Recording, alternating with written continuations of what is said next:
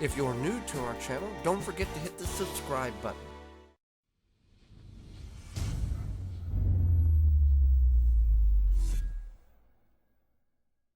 Welcome to the Wisconsin Vegetable Gardener. I'm Joy Baird. I'm going to go over several tips with you on how you can have the best peppers you've ever grown. We're going to start with the time in which you start your peppers. You want to start your peppers about 8 to 10 weeks before your last average frost date. You can find that information by going to your favorite search engine and typing in last average frost date, and you put your zip code in. That will give you an estimation or an average of the last 10 years in your area. That doesn't mean that if the last average frost date is April 21st, that April 22nd you can go in the garden as if it's summertime. There's some other prerequisites that you need to follow there. But this is a guideline in which we use as seed starters to know when to approximately start our seeds indoors. We're going to start peppers here, and we're doing it in root maker trays. These are the 32 cell trays. The unique thing about the root maker trays is they have an innovative design that air prunes the roots. They're not straight walled like you would get at your garden center. They're durable, more stringent, they last longer. Unlike the ones at the garden center, you look at it or you touch it wrong and it crimples in your hand. These are very sturdy, and they don't do the root bound with the roots. They have a lot of air pruned roots, which means it's a healthier, happier plant because it can absorb more nutrients. They are a sponsor of the Garden with Joy and Holly radio show for all clarifications. Secondly, what the medium in which we are planting is, we put a base of potting mix in the bottom of these trays. Then we topped it off with organic raised bed mix. We had a whole bunch delivered last year. We bagged some up, brought it in for seed starting, kept it in the attic, and now we've brought it out. That's okay to use. We just don't want to go and physically dig up soil out of the ground.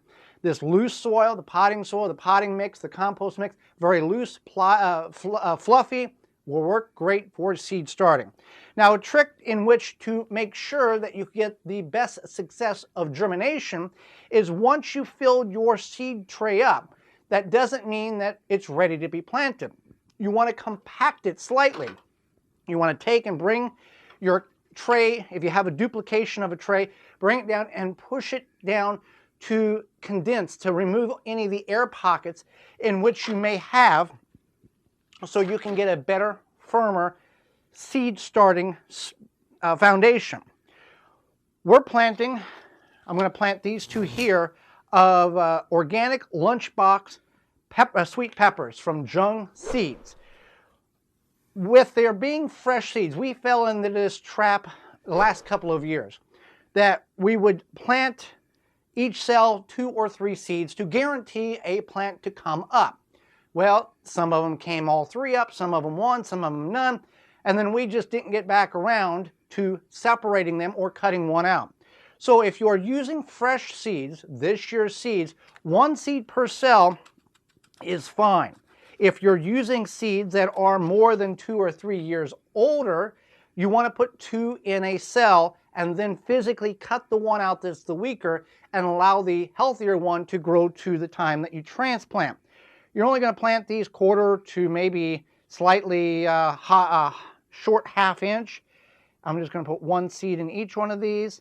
Pepper seeds, if kept in good condition, can last about 4 to 5 years on the short end, up to 7 on the long end. So we're just going to plant those like that and then cover them over. While we do that, we're going to talk about warmth. A lot of people want to add heat mats to seed trays in order to accelerate the germination of those seeds.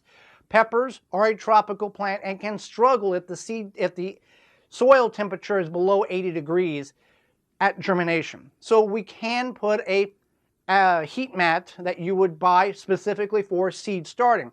You don't want to go to your bathroom cupboard and take out the heat mat that you would use for an ache or pain. Couple of reasons. 1, they don't regulate that well in the temperature that you want. 2, the new ones have a safety feature that after a certain period of time they just shut off. So those are not the best tools to use. If you're in an ambient home like we are in the side next to a radiator, it's going to be 75 to 80 degrees close to that radiator, and you're going to have ample warmth. They will take 12, 14 days, give or take a few, to germinate, and you'll be fine with that. So you don't need to worry about that. If you choose to go with the heat mat goes on. Now, when the seeds begin to germinate and you start seeing them come up, turn that heat mat off. So we are marking or identifying our plants with plastic window blinds, and you want to identify what you've planted, especially if you're growing a mixture of hot and mild peppers. For example, Hungarian sweet and Hungarian hot peppers are identical on the vine. Until you bite into them, you don't know what you got. So that's very important to identify what you have, and then you can also figure out how you want to plant them out by knowing the variety.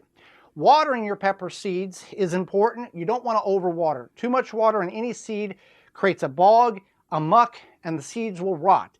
You want the soil to be damp, like a sponge, to absorb the moisture as the seed requires it, but not too much. And we can water it a couple of different ways. We can bottom water, fill the base of your 10 by 20 flat up, let capillary action occur, and each cell will get moist, and then over the course of 2 hours or so, you can drain the water off, the excess water, and you'll be fine for a little while. That's what we'll do. You want to start with a hydrated mix. That also helps.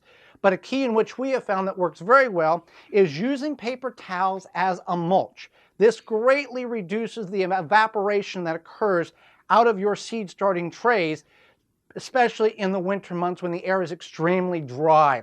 So what we'll do, we take paper towel, and the cells are hydrated, and we'll just use the paper towel, moisten it, and that will mat it down. And over the course of 48 hours, this will dry, crust over, and actually act as a mulch type of system like you would in the actual outdoor garden, and prevent a lot of the moisture, and you'll water realistically half to a third of the amount of time that you would if you just left it bare like that. So there's some tips. Let's talk about lights before we get out of here, because some people may want to use grow lights. It's not required to use grow lights. We grew many seed starts for years by a west-facing window. South-facing is ideal because you have the sunlight all day long, but a west-facing or east-facing window will work. You just need to rotate the plants. Here's an example of one of our indoor grow systems. We've got Tiny Tim tomatoes and 2 Happy Leaf LED grow lights. In this system, 1 Happy Leaf LED grow light would have worked fine. We just had 2, so we used both of them. And the Happy Leaf LED grow lights, made in America, have the perfect spectrum of light for your plants, low energy input or low cost of energy over the course of the growing season. And they are a sponsor of our radio show, but we have found nothing else that compares to the amount of success that the LED grow light does. Some people will use the OK low-cost shop lights that you'll get at the big box store. Those do work, but they are not, they're putting out half to a third of the amount of light spectrums that your plant needs. And over the course of multiple years, that light decreases substantially to the point where the plants are suffering tremendously because they're desperately needing more light. So if you're going to invest in grow lights, whether it be the Happy Leaf LED or something else, keep that in mind, that the duration or the low amount of light over the course of a number of years. The Happy Leaf does not do that. So some successful tips for you so you can have the best peppers that you have ever had. Thanks for watching. I'm Joy Baird, and this has been the Wisconsin Vegetable Gardener. For more information, please visit thewisconsinvegetablegardener.com.